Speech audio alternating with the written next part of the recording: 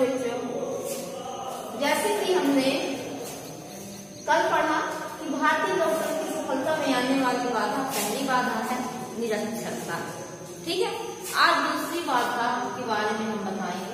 दूसरी बाधा सामाजिक एवं आर्थिक असमानता। ठीक, सामाजिक एवं आर्थिक असमानता, सामाजिक असमानता किसे कहेंगे और आर्थिक असमानता किसे कहेंगे? ये दो चीजों का विश्लेषण होगा इसमें। पहला है सामाजिक असमानता। सामाजिक असमानता अर्थात सोसाइटी, सोशलिस्ट। ठीक है, समाज से संबंधित असमानता के बारे में बताएंगे कि समाज कैसे बनता है और उसमें अंतर कैसे दिखाई देता है, समाज किसे कहते हैं, लेकिन आज की समाज की व्यवस्था जो है कैसे लोकतंत्र की सफलता में बाधा सिद्ध हो रही है। एक पहला कारण है सामाजिक असमानता का। सामाजिक असमानता के कारण पहला है वर्ण व्यवस्था। लोकतंत्र की सफलता में सबसे बड़ी बाधा है ये वर्ण व्यवस्था। जैसे मालूम कि भारत में वर्ण व्यवस्था शुरू से ही है। जैसे जाति के आधार पर पहले वर्णों की विभाजन होता था, ब्राह्मण, क्षत्रिय, वैश्य, शूद्र, लेकिन आज वर्ण व्यवस्था संपत्ति पर आधारित हो गई है, अर्थात धनी वर्ग और निम्न वर्ग। लेकिन हम इसे एक कारण के रूप में न लेकर के धन को हम लोकतंत्र के विकास की एक जरूरत कह सकते हैं। लेकिन वर्ण व्यवस्था शुरू से ही हमारे भारत की आधारशिला है। वर्ण व्यवस्था में हमारे लोकतंत्र की शासन पद्धति में ब्राह्मण, क्षत्रिय, वैश्य, शूद्र और अनुसूचित जाति, जनजाति, अन्य पिछड़ा वर्ग, ये सभी प्रकार के वर्ग देखने को मिलते हैं। इनका मूल आधार क्या होता है? जाति होती है। लेकिन जाति के आधार पर हम क्या कह सकते हैं? जाति के आधार पर विभाजन लोकतंत्र की सफलता में एक सबसे बड़ी बाधा सिद्ध हो गई है। दूसरा है निर्वाचन का आधार जाति। निर्वाचन का आधार आज के समय में व्यक्ति की काबिलियत या आचरण या चरित्र न होकर के, उसकी व्यक्तिगत विशेषता न होकर जाति हो गई है। निर्वाचन के क्षेत्र के आधार पर यह देखा जाता है कि किस क्षेत्र में किसकी बहुमत है, या जिस क्षेत्र में कोई भी उम्मीदवार खड़ा हो जाता है तो उसी के आधार पर यह देखा जाता है कि इस क्षेत्र में किस जाति की ज्यादा बहुमत है, उसी जाति का उम्मीदवार वहां निर्वाचन के लिए निर्वाचित कर दिया जाता है। तो ये भी निर्वाचन क्या है?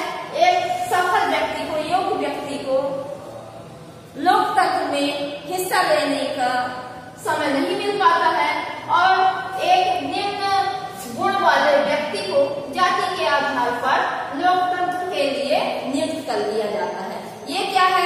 एक जाति के आधार पर निर्वाचित व्यक्ति लोकतंत्र की अच्छी सफलता की ओर संकेत नहीं कर सकता है। ठीक है, इसलिए ये एक बाधा के रूप में उभर कर आई। दूसरी बाधा, अब अगली बाधा हम कह सकते हैं कुछ सामाजिक वर्गों तथा एसटी जैसे कुछ सामाजिक वर्गों से संबंधित हमारा संबंध है उच्च वर्गों का, धनी वर्गों का, धनाढ़ वर्गों का। ठीक, अगला और एसटी अनुसूचित जाति, जनजाति और अन्य पिछड़ा वर्ग, इन्हें संविधान में आरक्षण प्राप्त है। ST, SC, OBC, ST, SC को 27% आरक्षण प्राप्त है और इसी प्रकार अन्य पिछड़ा वर्गों को भी, अर्थात एसटी, ओबीसी को 23% आरक्षण संविधान सभा में प्राप्त है और ओबीसी को 27% आरक्षण। टोटल मिलाकर के ये 50% हो गए।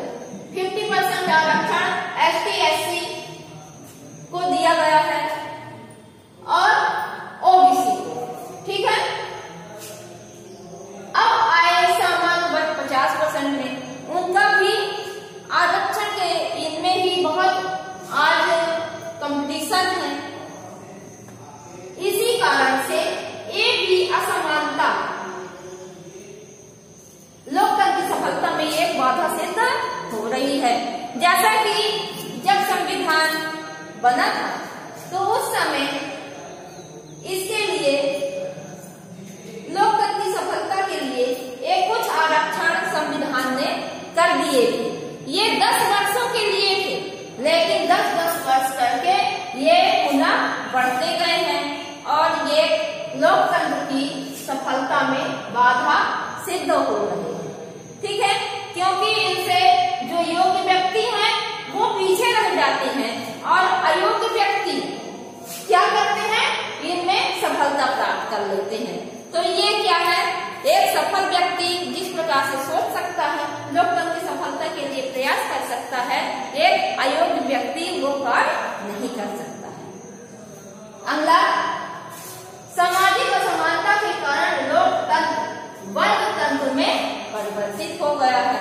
सही बात है कि लोकतंत्र का मूल आधार क्या है, जनता का शासन, जनता के लिए जनता के द्वारा चुना हुआ शासन ही लोकतंत्र कहलाता है।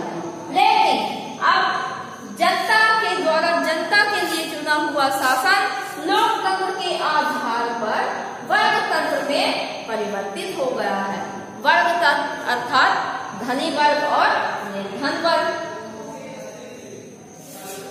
और लोकतंत्र में निर्वाचन में वही व्यक्ति शामिल हो सकते हैं जो धनी वर्ग के हैं, क्योंकि आज का चुनाव प्रशासन बहुत महंगा हो गया है और वो महंगाई क्या है, गरीब वर्ग के लिए, निर्धन वर्ग के लिए एक अभिशाप बन के रह गई है। और योग्यता होते हुए भी वो क्या कर सकता है, लोकतंत्र की सफलता में हिस्सा नहीं ले सकता है। इसलिए कुछ धनी वर्गों के आधार पर रह करके, हाथों में रह करके ये क्या हो गया है, लोकतंत्र के जगह में वर्गतंत्र में विभाजित हो गया है। अगला कह सकते हैं, अब अगला शीर्षक है उच्च जातियों द्वारा निम्न जातियों का शोषण। उच्च जातियों का निम्न जातियों के द्वारा शोषण कैसे होता है?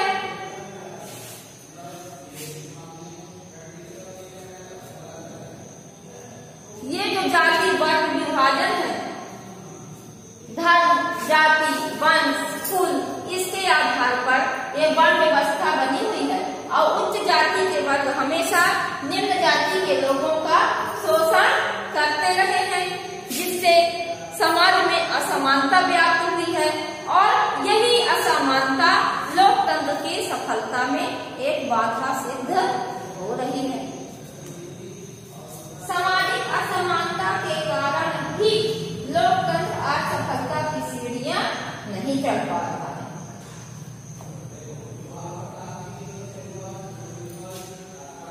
सरकार द्वारा दलित वर्गों और कमजोर वर्गों के लिए व्यवस्थाएं की गई है, यद्यपि यह साथ ही लंबी अवधि जीत जाने के उपरांत भी जाति विभेदों में कोई कमी नहीं आई है। सरकार ने जाति निवारण संस्थान भी बनाई हुई है कि जातियों के आधार पर कोई भी भेदभाव नहीं किया जा सकता है।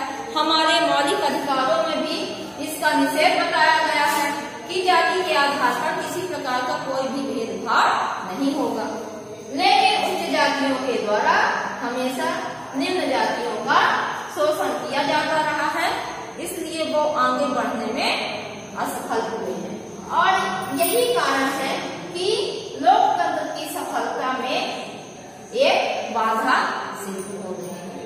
ठीक, तो आज हमने सामाजिक असमानता एवं आर्थिक असमानता के अंतर्गत सामाजिक असमानता के कारणों पर बात जाना। अब अगला पॉइंट होगा आर्थिक असमानता। तो आर्थिक असमानता के लिए हम अगला